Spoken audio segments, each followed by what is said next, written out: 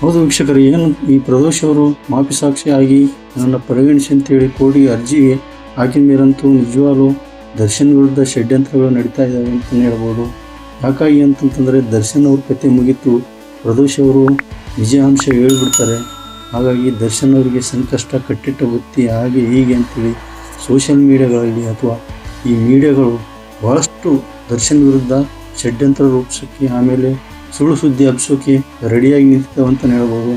ಆದರೆ ಇಲ್ಲಿ ನಿಜಾಂಶ ಏನು ಅನ್ನೋದು ಭಾಳ ಪಕ್ಕ. ಯಾಕಂತಂದರೆ ದರ್ಶನ್ ಮತ್ತು ಪ್ರದೋಷ್ ಅವರು ಒಂದೇ ಸೆಲ್ಲಲ್ಲಿದ್ದರೂ ಕೂಡ ಪರಪ್ಪನ ಅಗ್ರಹಾರ ಜೈಲಲ್ಲಿದ್ದಂಥ ಸಂದರ್ಭದಲ್ಲಿ ಜೊತೆಯಾಗೇ ಇದ್ದಾರೆ. ಆದರೆ ಇಲ್ಲಿ ಏನು ಪ್ರದೋಷ್ ಅವರ ಹೇಳಿಕೆ ಯಾವ ರೀತಿ ಇರುತ್ತೆ ಅನ್ನೋದು ಕೂಡ ಇಲ್ಲಿ ಪ್ರಶ್ನೆ. ಯಾಕಾಗಿ ಅಂತಂತಂದರೆ ಪ್ರದೋಷ್ ಅವರು ಹೇಳುವಂಥ ರೀತಿ, ದರ್ಶನ್ ಅವರು ರೇಣುಕಸ್ವಾಮಿ ಏನು ಸಾಯುವಂಥ ಸಂದರ್ಭದಲ್ಲಿ ಆ ಸ್ಪಾಟಲ್ಲಿ ದರ್ಶನ್ ಅವರು ಇರಲಿಲ್ಲ ಅಂತೇಳಿ ಮೊದಲೇ ಹೇಳಿಕೆಯನ್ನು ಕೊಟ್ಟಿದ್ದಾರೆ. ಈ ಒಂದು ಸಂದರ್ಭದಲ್ಲಿ ಅಲ್ಲಿ ಸ್ಪಾಟಲ್ಲಿ ಸಾಯುವಂಥ ಸಂದರ್ಭದಲ್ಲಿ ದರ್ಶನ್ ಅವರು ಇದ್ರ ಅನ್ನೋದು ಕೂಡ ಇಲ್ಲಿ ಪ್ಲಸ್ ಪಾಯಿಂಟ್ ಆಗುತ್ತೆ. ಮತ್ತು ದರ್ಶನ್ ಅವರಿಗೆ ಏನು 22 ಸಾಕ್ಷಿಗಳು ಏನು ವಿಚಾರಣೆ ಮುಗಿದಿದೆ, ಆ 22 ಸಾಕ್ಷಿಗಳಲ್ಲಿ ಕೆಲವು ಸಾಕ್ಷಿಗಳು ದರ್ಶನ್ ಪರವಾಗಿ ಹೇಳಿಕೆ ನೀಡಿದವು ಅಂತೇಳಿ ಮಾಹಿತಿ ಇದೆ.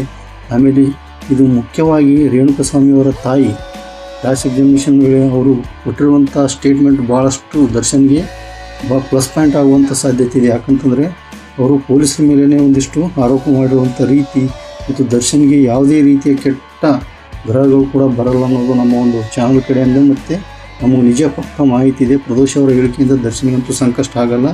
ಯಾವುದೇ ಕಾರಣಕ್ಕೂ ದರ್ಶನ್ ಅಭಿಮಾನಿಗಳಿರ್ಬೋದು, ಕರ್ನಾಟಕ ಜನತೆ ಆಗಿರ್ಬೋದು, ಯಾರ್ಯಾರು ವಿಡಿಯೋ ನೋಡ್ತಾ ಇದ್ದಾರೆ ನಿಜವಾಗ್ಲೂ ಸತ್ಯಾಂಶ ಇದೆ ಪಕ್ಕ. ದರ್ಶನ್ ಅವರು ಆದಷ್ಟು ಬೇಗ ಹೊರಗಡೆ ಬರ್ತಾ ಇದ್ದಾರೆ. ಅವರ ವಕೀಲರು ಕೂಡ ಜಾಮೀನಿಗೆ ಅರ್ಜಿಯನ್ನು ಹಾಕೋಕ್ಕೆ ತಯಾರು ಮಾಡ್ತಾ ಇದ್ದಾರೆ. ಹಾಗಾಗಿ ಈ ವಿಡಿಯೋನ ಆದಷ್ಟು ಶೇರ್ ಮಾಡಿ, ನಮ್ಮ ಚಾನಲ್ ಸಬ್ಸ್ಕ್ರೈಬ್ ಮಾಡಿಕೊಂಡು ಲೈಕ್ ಮಾಡಿ. ನಮಸ್ಕಾರ ವೀಕ್ಷಕರೇ.